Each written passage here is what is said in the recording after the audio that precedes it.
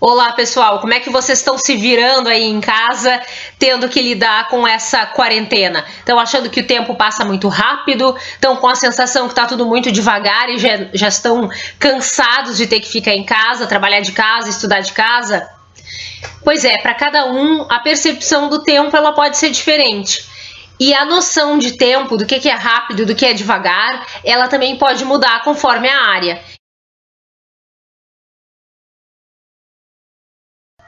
Pois é, e eu escolhi essas duas áreas para falar sobre tempo e sobre o tempo de cada uma, porque são duas áreas que estão em evidência agora com a questão da pandemia, que é o jornalismo e a ciência. E elas estão muito interligadas agora, então em evidência porque a gente quer saber sobre o avanço das pesquisas. E para a gente saber sobre os avanços das pesquisas, a grande maioria das pessoas, né, vai precisar da mídia para contar isso para ela. Rádio, TV, jornal, algum site da internet. Tudo é muito rápido no jornalismo. Quem já trabalhou em redação, como eu, sabe que a gente tem um número limitado ali de horas em geral, né, para apurar o que aconteceu, buscar as informações e fechar uma matéria que vai entrar no ar. Eu trabalhei muito tempo com rádio, então assim, tem o horário ali do programa entrar no ar e a gente precisa que as matérias estejam prontas naquela hora, né? E quando a gente faz jornalismo num momento grave como esse, significa que a cada dia a gente vai ter novidades para trazer. E o que a gente tenta dar como notícia num dia é aquilo que está disponível, né? No outro dia, pode ser que eu tenha acesso a outras informações e essas informações são mais complexas e podem até ser em algumas coisas diferentes da que eu dei dias antes, meses antes, né? A gente acompanha esse dinamismo a cada dia que passa. E numa matéria bem feita, isso significa que às vezes a gente pode escolher não falar sobre um assunto ou não dar uma informação, porque quando a gente vai fazer a checagem, a gente descobre que aquela informação tem algum problema. Olha, tem alguma coisa aqui que não bate. Se eu acho que não está bem apurado ainda, se eu não tenho muita certeza de que aquilo que estão me dizendo é realmente verdadeiro, eu posso escolher não fazer a matéria. Então esse é o tempo com o qual o jornalismo trabalha. Tentar fazer esse balanço entre ser rápido e tentar ser o mais fiel possível aos fatos. O tempo entre fazer e divulgar aquilo que é feito, que é descoberto, pode ser muito maior do que o tempo de uma edição de um telejornal, da tiragem de um jornal ou de uma revista, né, da publicação de um site. Como é que a gente trabalha, né, na ciência?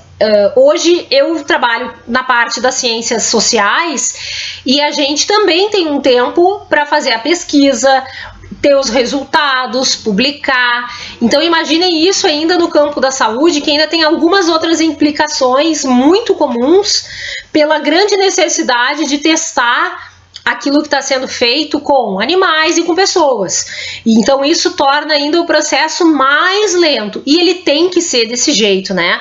Então toda pesquisa que é feita aqui no país, ela precisa, se ela envolve seres humanos, ou seja, é para testar um remédio, é para testar uma vacina, essa pesquisa ela tem que passar pelo Conselho Nacional de Ética em Pesquisa. Então esse é um passo. Eu vou lá, eu registro a minha pesquisa, alguém vai olhar e vai ver se eticamente a minha pesquisa está correta, né? Tem uma equipe de gente da área que olha, de outros cientistas que olha para essa pesquisa e dá o aval, né, para a pessoa continuar. Existe um comitê que analisa eticamente as pesquisas. Numa revista científica também tem um processo de edição e de checagem para isso ser publicado. Então é o que a gente chama de avaliação por pares. Então se eu faço um artigo científico, faço a minha pesquisa, eu mando ela para uma revista científica. Essa revista vai escolher alguém para avaliar, que é da minha área, para avaliar o meu artigo. E aí a gente faz a avaliação por pares e faz o que a gente chama de blind review, que é a avaliação cega.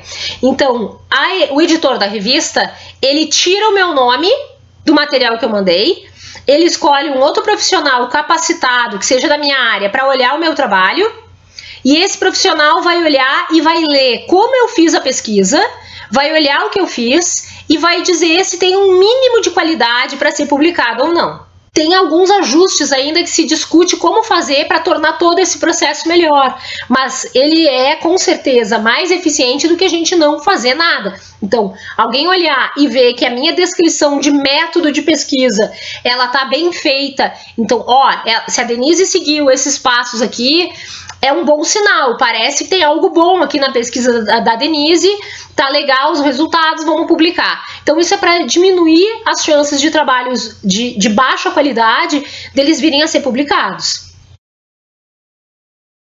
A gente tá entediado em casa, a gente tá louco para que tudo isso passe, tem gente que quer que a loja abra, todo mundo quer uma resposta rápida, quer um remédio rápido, quer uma vacina rápida, e também quer que os jornais tenham a resposta para isso e tragam essa resposta de forma rápida.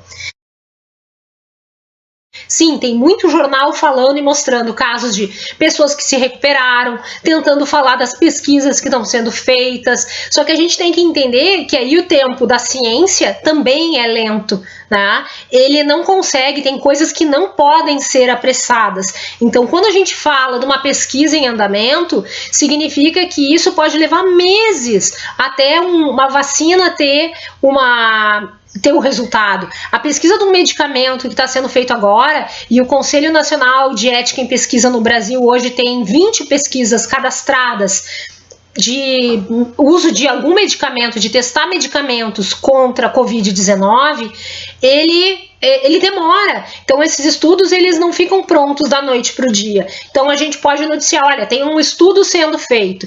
Quando a gente diz que o estudo está sendo feito no jornalismo, o que o jornalismo vai fazer? Ele vai ouvir a fonte. E aí a fonte vai dizer, olha, o resultado até agora não foi animador. Então, aí as pessoas direcionam a raiva delas para o jornalismo, como se o jornalismo fosse culpado por aquele resultado. Nem o jornalismo e nem os cientistas são responsáveis por aquele resultado. Eles estão fazendo cada um o seu trabalho dentro do seu tempo. Quando essas pesquisas continuarem, talvez o jornalismo tenha algo melhor para contar sobre esse trabalho. Um quadro de uma doença grave, né, que a gente precisa fazer o conhecimento circular, o que o meio científico muitas vezes faz é permitir a publicação de um estudo com a ressalva, olha, ele ainda não foi avaliado por pares, lembram que eu falei lá antes da questão da avaliação para trabalhar a qualidade? Para que outros olhem a pesquisa e talvez algum outro centro de pesquisa, quem sabe, possa tentar replicar aquilo que o outro fez.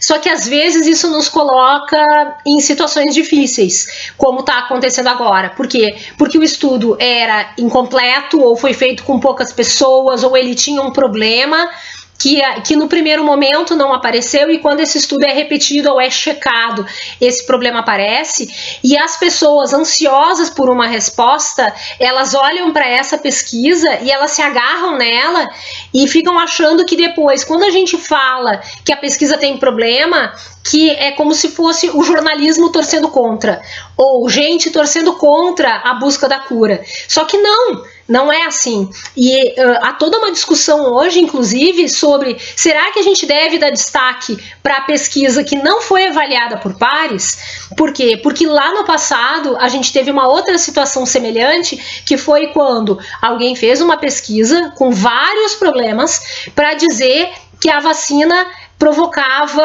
autismo ou provocava outras doenças. E aquilo ali, depois desencadeou toda uma questão de desinformação e de gente se baseando naquele estudo furado para dizer que não ia vacinar as crianças. E aí a gente tem movimento antivacina e a gente teve a eclosão de casos de sarampo de novo. Então, nesse momento, gente, a gente tem que entender que a pesquisa científica e a divulgação da pesquisa, ela pode ter um tempo lento e a gente vai ter que lidar com isso.